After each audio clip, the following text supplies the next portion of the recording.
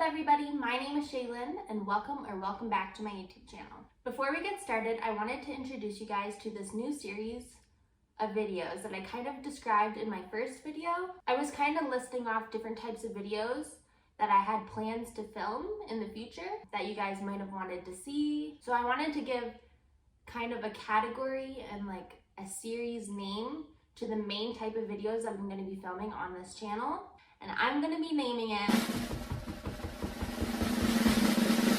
How to Hemiplegia or HTH for short, maybe.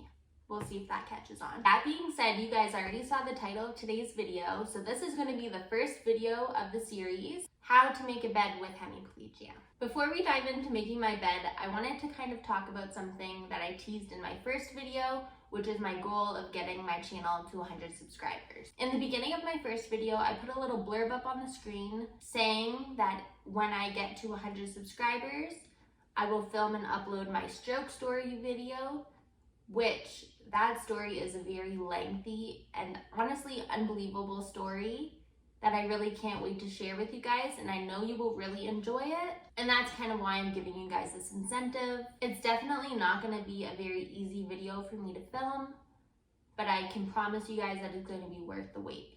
I decided that I'm not going to leave out or censor anything in that story, so you guys are going to be getting all the nitty-gritty details of the entire story, because it's such a crazy story that if you guys get me to 100 subscribers, I feel like you guys deserve to hear it. So you know what to do. Tell your friends and family to like, and most importantly, subscribe to my channel so that we can get that video out ASAP.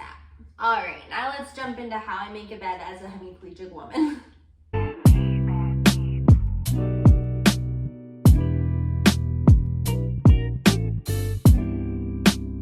Let's be honest, most of the time I get my husband to make the majority of the bed once I clean all the sheets and everything, because it's definitely way easier for an able-bodied person to make a bed than somebody with hemiplegia. But obviously for the sake of this video, I'm going to be doing everything myself. So first off, once I strip the bed, which I'm not going to show on camera because I think that's pretty straightforward, you just take all the sheets off the bed. I then start by vacuuming the mattress. I'm honestly not entirely sure why this is a thing. I think it might be to maintain the cleanliness of the mattress and kind of vacuum up any dead skin cells, which is kind of gross. But this is basically how I do it.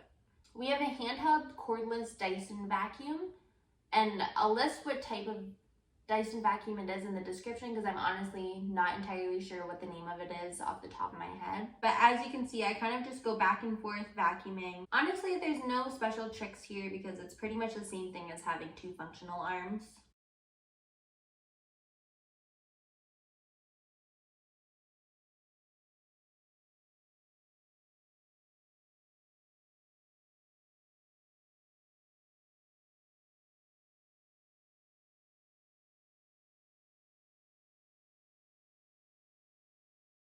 Next, it's time for the most challenging part, the fitted sheet. I'm gonna slow down some of these parts because the steps I take are kind of intricate and I want you guys to be able to see exactly what I'm doing. So first of all, I just take that fitted sheet and I slap it on the mattress, and what you'll wanna figure out is what end goes where. Honestly, there's nothing worse than starting to put on your fitted sheet onto your mattress and then figuring out that you put the short end where the long end of the mattress is and the long end of the sheet where the short end of the mattress is. You'll know what I mean if you've ever done it. This takes practice, but once you do it enough, you'll figure out what corner of the sheet goes where.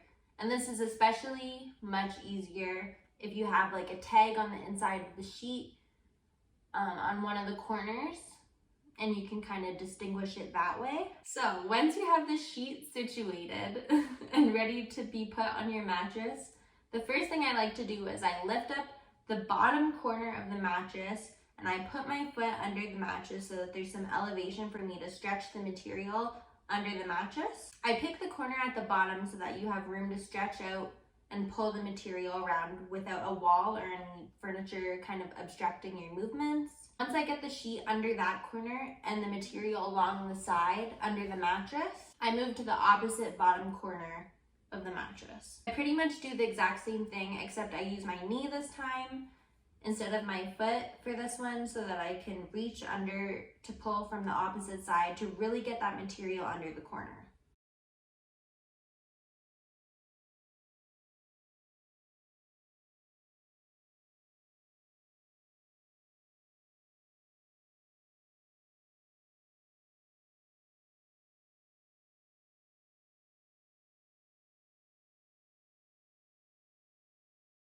so moving on to the top corner, across from the corner I just did, same thing with the knee. And for this one, you really have to make sure that you get the long side of the sheet under that side of the mattress.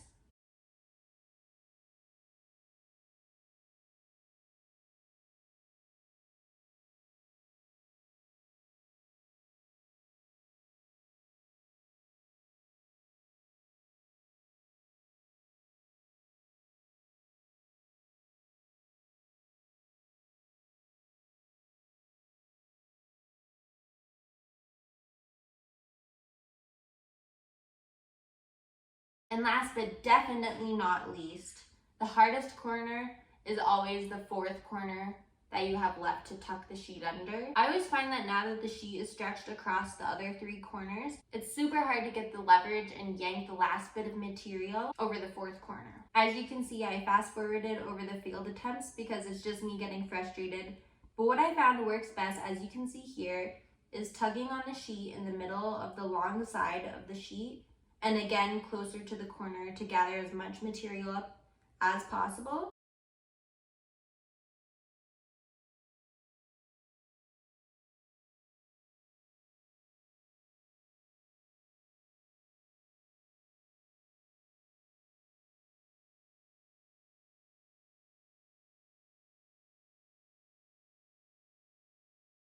Then again, using my knee under the mattress method to hold up the mattress and create that gap of space so that I can reach my arm to the top end of the sheet and pull it securely under the last corner of the mattress.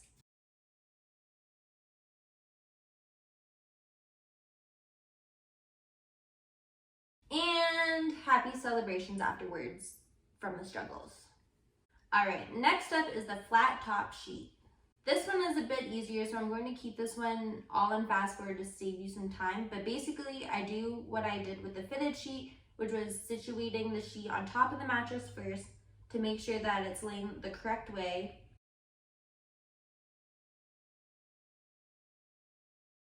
After I confirm that it's laying correctly, I basically just go around the bed a billion times, tugging on the sides and corners until it's laying nice and flat with minimal wrinkles across the bed.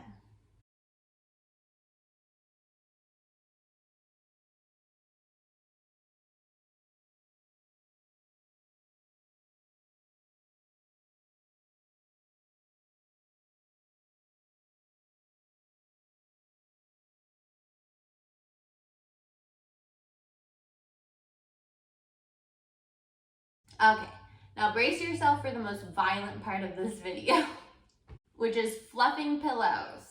This obviously isn't a necessary step, but it is in my house because I feel that it just adds to the comfortability and the longevity of the pillow's fluffiness. Again, for time's sake, I'm going to keep this part in fast forward. I think it's pretty self-explanatory anyway.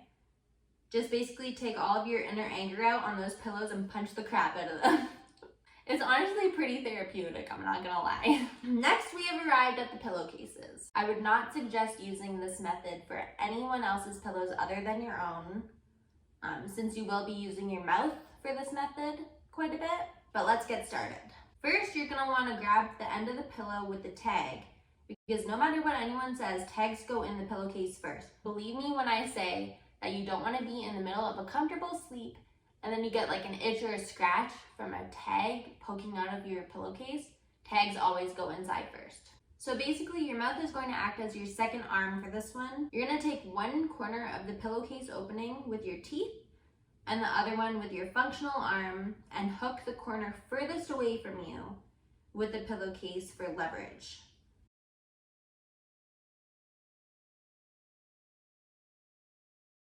Then you're going to stuff the corner closest to you in the other corner while still holding it with your teeth. And then after it's in, you let go with your teeth. This next step might just take some practice and trial and error, but basically, you're just gonna kind of finesse the pillowcase and jiggle it around until you get the case about halfway up the pillow. Then take the same position as the beginning with your functional hand and mouth. Pick up the pillow and utilize that gravity, baby. Do whatever you have to do to get that pillow in the case, whether it's jiggling it, bouncing, shaking, or even if you physically have to stand up and start jumping. Do whatever you gotta do. The next pillow I'm gonna put in fast forward just so you can see these steps that I just broke down in action.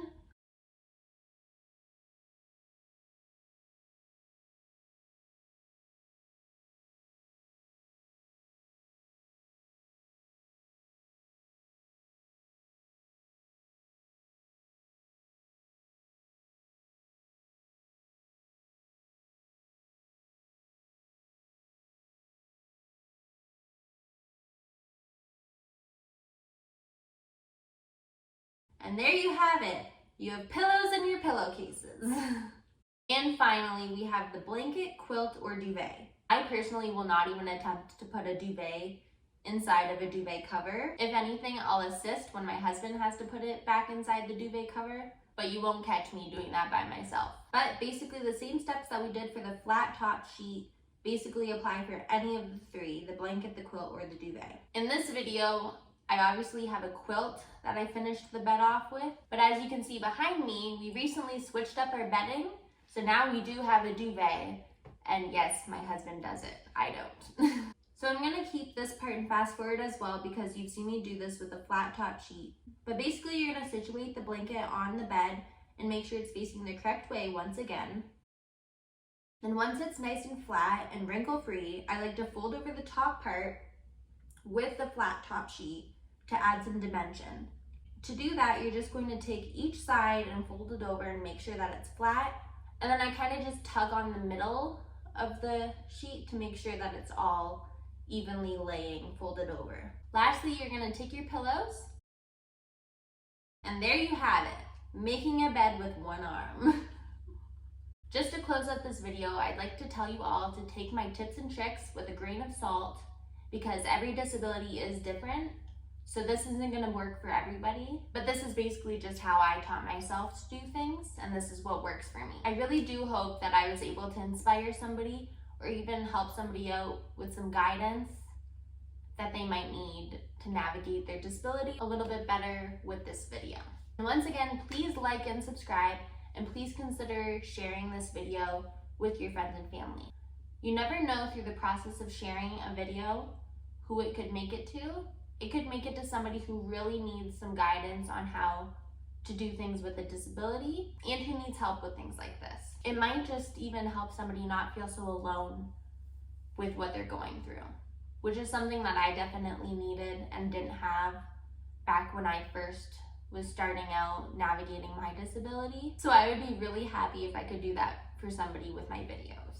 But with that being said, thank you guys so much for watching, and I'll see you in my next video. Bye!